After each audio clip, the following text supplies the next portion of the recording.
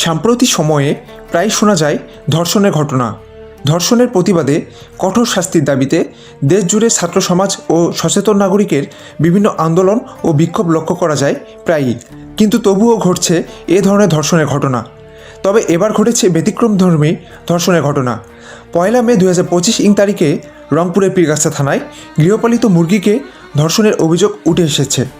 অভিযোগে উল্লেখ রয়েছে, অভিযোগকারীর পোষা কালো মুরগি বিবাদীর আঙ্গিনায় গেলে তিনি মুরগিটিকে ধরে তার শয়নঘরে নিয়ে গিয়ে ধর্ষণ করেন। মুরগিটির চিৎকার শুনে অভিযোগকারীর যা বিবাদীর ঘরের সামনে গেলে তিনি মুরগিটিকে ছেড়ে দেন। এমনই একটি অভিযোগ উঠে এসেছে রংপুরের পীরগাছা থানায়।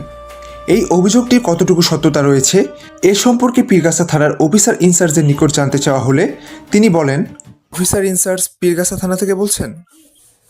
জি বলছি। ভাই, আমি সাংবাদিক ইশতিয়াক হৃদয় বলছিলাম। একটা তথ্য জানার ছিল ভাই, সেটা হচ্ছে গতকালকে আপনার পীরগাছা থানায় একটা অভিযোগ করা হয়েছে।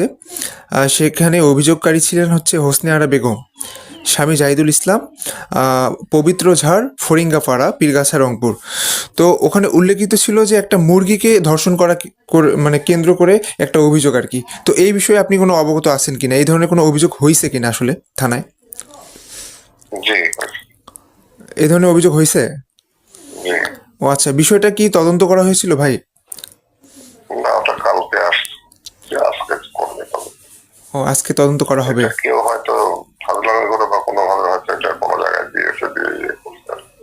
ও বিষয়টা ওরকম হয়তো কিছু না, যতটুকু জানি, কিন্তু যাই হোক আজকে তদন্ত করবে আর কি। এই ধরনের কি কোনো কিছু ঘটতে পারে বলে আশঙ্কা করছেন আপনারা? এটা গেলে বোঝা যাবে আর কি, এটা কেন দিল, কি কারণে দিল, তদন্ত করলে বোঝা যাবে। ও, তবে অভিযোগ যে হয়েছে এটা সত্যি? এটা সত্য, হ্যাঁ। রিফায়েত ইশতিয়াক হৃদয়, রংপুর।